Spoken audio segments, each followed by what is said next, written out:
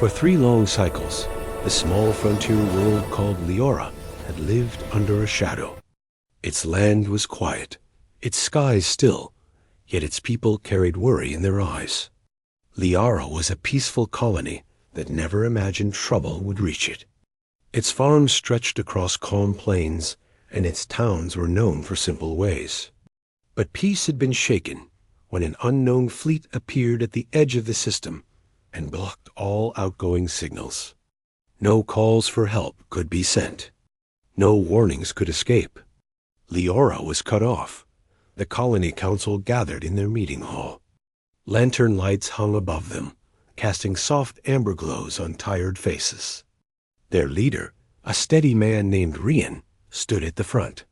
He looked calm, but inside he carried a weight that felt heavier each day. He told them again what they already knew. The blockade ships stayed distant but watchful. They did not attack. They did not make demands. They simply waited, silent and cold. That silence frightened the colony more than any threat. Rian reminded them that they were not soldiers. They had no warships, no trained forces.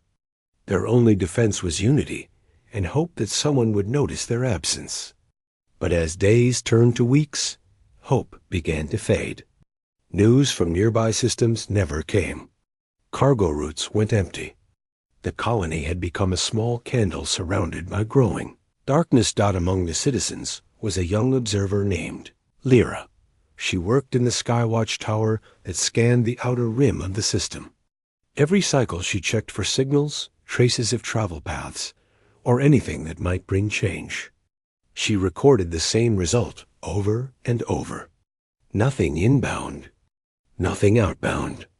The blockade ship still frozen at the edge of space.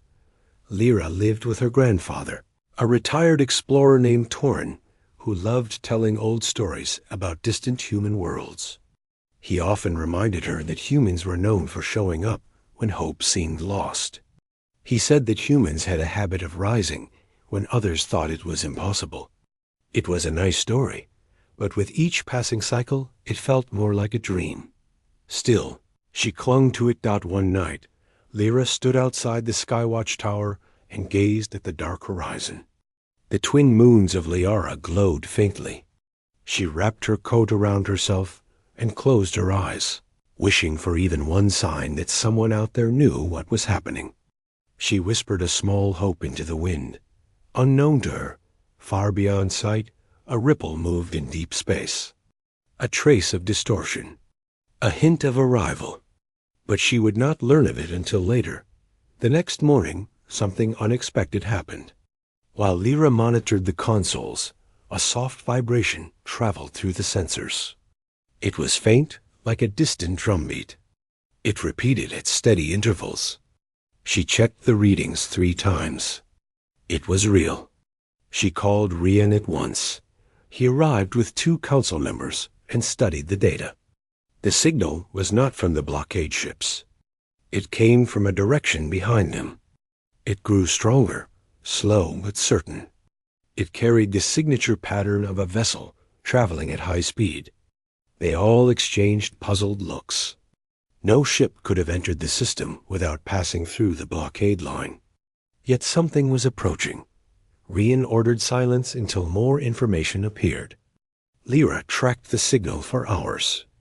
Each hour the vibration grew stronger. Then, near mid-cycle, the display flashed. The long-range scanners finally locked onto the object. One ship, large, moving faster than any vessel Leora had ever seen. And it was human-built. When Lyra saw the identification code, she gasped. She called Rian again. He hurried into the room and stared at the code on the screen. His expression shifted from confusion to disbelief. The ship was a human warship from a fleet known for deep space patrols. It traveled alone. Its engines burned brighter than starlight. Rian asked how it entered the system. Lyra explained that the ship had approached from a trajectory far beyond the natural trade routes. It used a hidden passage through dark space called the Abyss Path, an unstable region few dared to cross. No one believed a ship could travel that route safely. Yet this one had. Word spread across the colony within minutes. People left their workplaces.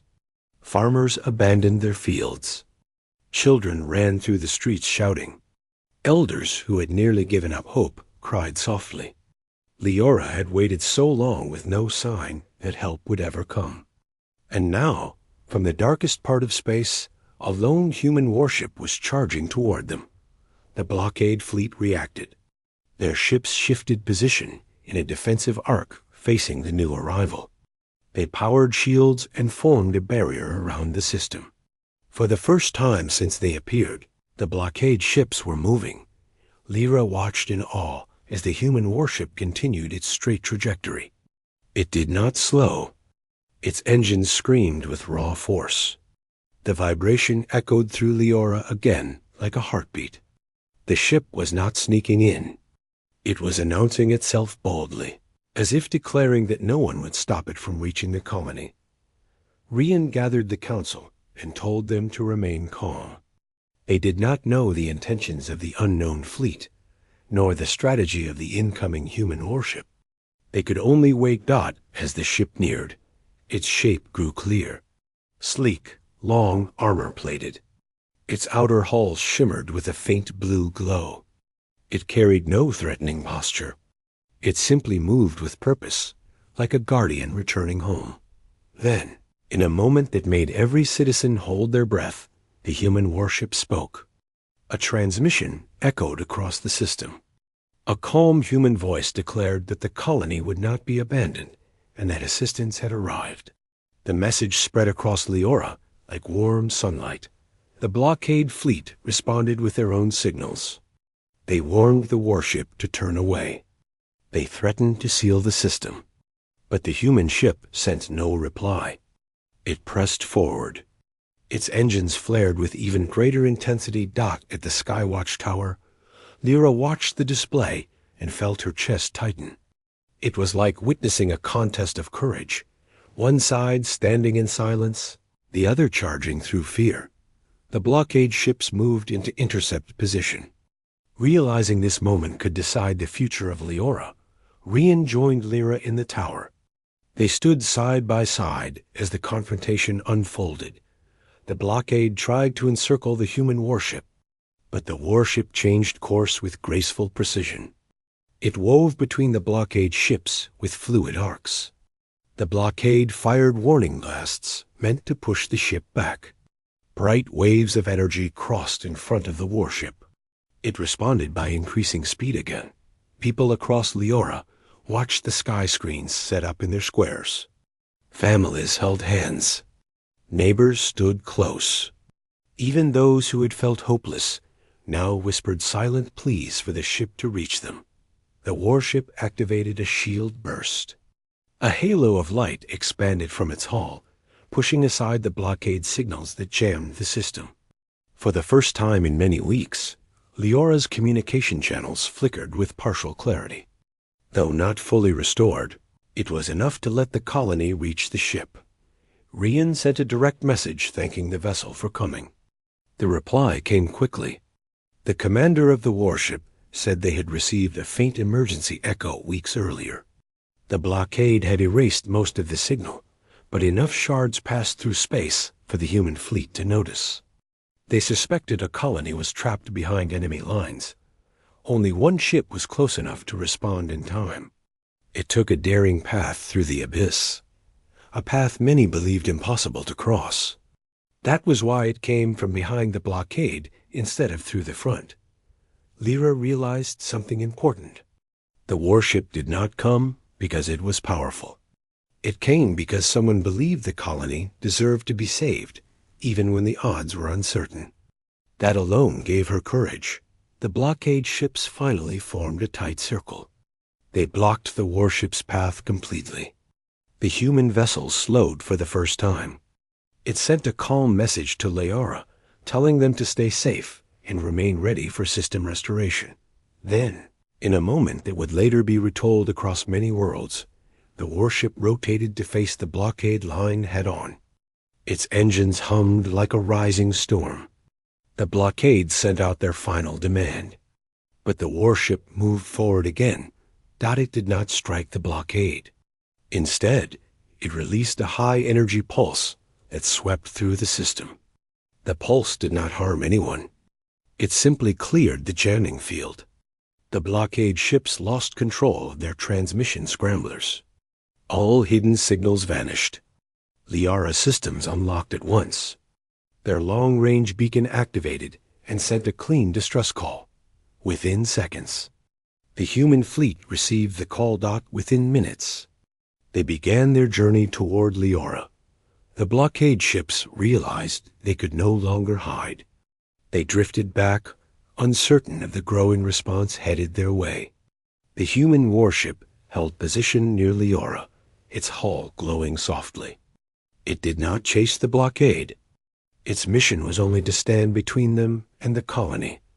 When the blockade withdrew from the system, a wave of relief washed over Liora. People embraced. Some cried. Others stood in silence, overwhelmed with gratitude that the human warship eased closer to orbit. Its presence felt warm, like a promise kept. Rian sent a message thanking the commander. The reply came with simple words. The commander said they came because humans believe no colony should face fear alone. If someone sent even the faintest call for help, humans would cross the darkest space to answer. Lyra listened to that message many times. She felt pride swell inside her.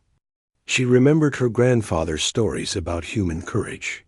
For the first time, she understood them not as tales, but as living truth. The next days passed in gentle relief. Liora reconnected with nearby systems. Sup,